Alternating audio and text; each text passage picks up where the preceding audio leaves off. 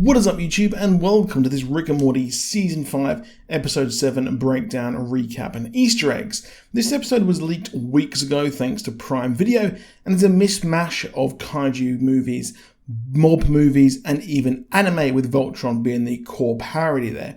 Poor Morty isn't able to go to Boob World and he's missing out here, and he will need to wait for the next possible punch card like he did with the Vindicators, as Rick finds a Gotron ferret on the moon, which is of course a reference to Voltron, a legendary anime that had different robots that come together to form Voltron, and is of course similar to Power Rangers with Megazords, and well, there is also a reference to that as well, and also many other kaiju monster movies.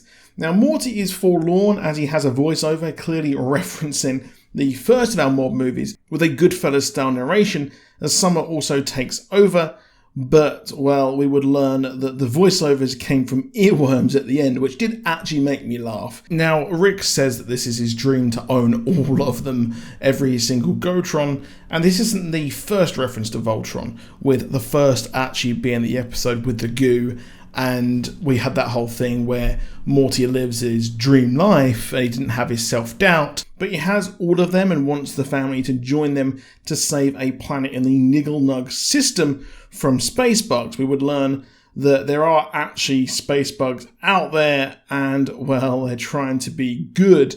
And after the incest baby, Beth is apprehensive and Jerry has a chiropractor appointment. But they unite in a Voltron-style montage. They head there and see the space bug is actually next to a Golden Gate knockoff, which is notably attacked in many other monster movies, with this being the more closest in reference to Pacific Rim, and they defeat it, leading Rick to want to combine more Gotrons and gets obsessed as Summer overrides Morty in trying to rein in his grandfather. But we get a full-on mob movie now with the 5 families, aka the 5 Ricks. 5 families, of course, a huge kind of different trope in mafia movies. They're combined at a meeting, and poor Morty can't sit with the other Mortys as he hasn't been to Boob World. It's pretty funny there. We have a few different references with the Marlon Brando version of Don Corleone from Godfather 1, and we also have a combination of Tony Montana, and we also possibly have Tommy there from Goodfellas as well, and one also from Casino.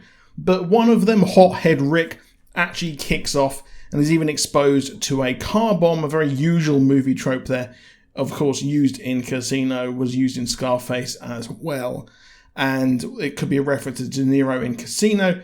And he's replaced by Yo-Yo Rick, which is absolutely hilarious.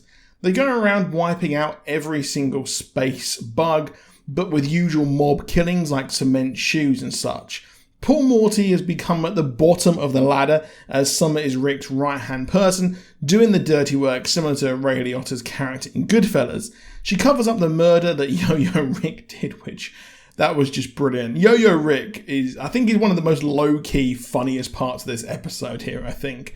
And, well, Rick can now focus on creating the biggest Gotron he can, and, well, he will actually do that with the different countless versions of himself.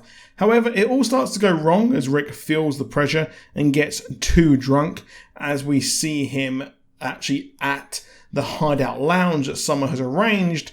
And lounge clubs, of course, are so synonymous with gangsters until strip clubs started being synonymous with them as well in The Sopranos. But here, this does remind me of the Copacabana in Goodfellas. However, Morty has been demoted from Gotron pilot to security, but ends up getting kidnapped by the anime characters, clearly a reference to the anime pilots of the robots in Voltron. They talk in a parody of anime voice with the upward inflections and the huh at the end of each sentence, and they say how Rick taking the machines is basically appropriation and they should be given back to them, and even offer Morty a fortune in boob bucks, which reminded me of the episode of The Simpsons where Homer converted all his dollars into itchy and scratchy bucks.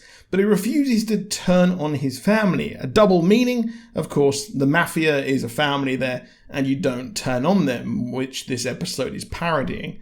Now, Summer is far, far too deep in this and fires her parents for being disrespectful to her, leading to the parents wanting to kill her, only for Rick to replace her with Kendra, the anime girl, who's reading a magazine with a Gundam on it from, well, every Gundam ever. This leads to a big reveal sequel and return of the most hated episode this season, which is the incest baby. It turns out that the government wanted to get Summer to train her child of incest to be the ultimate weapon, but she ended up actually loving her child and helping it escape. She does this and was so desperate to make this scheme work as she didn't want to be alone, as Beth and Jerry have each other and Rick and Morty have each other, and without her baby she has no one. But if she can get them all to unite and her be the leader of them, then she won't feel so alone. But she reveals that Kendra took over and Morty says how he was kidnapped and they need to stop them as they want to steal the Go-Tron, which has a Gundam head on it. I'm not sure if that is a reference obviously to GoBot, which was like the Kmart there of Transformers. Meanwhile, Rick does enact his plan, and hilariously his cockpit looks exactly like Tony Montana's office in Scarface, and the final showdown is pretty much just the end of Scarface as he's rescued, which was pretty funny. And if you haven't seen Scarface, it is a superb movie. Summer even makes a reference to calling the incest baby Naruto, referencing more anime here. However, Rick is done with his scheme and ends with the status quo, almost returning to normal like Casino, and the bugs are free to attack. However, they are being sent from a universe there to cure AIDS, and this is of course a reference to Pacific Rim, where in that franchise the kaijus were being sent from another universe, as we found out, and they come through into the portal and turn into screeching huge monsters with no clothes on. I think they are the height that they were, it's just that they're much bigger, of course, than the humans. Now, this episode was pretty decent. I did get some laughs out of it. I think it was pretty well written. But the only problem, I think, with this season is that they're trying to do so many parodies in one.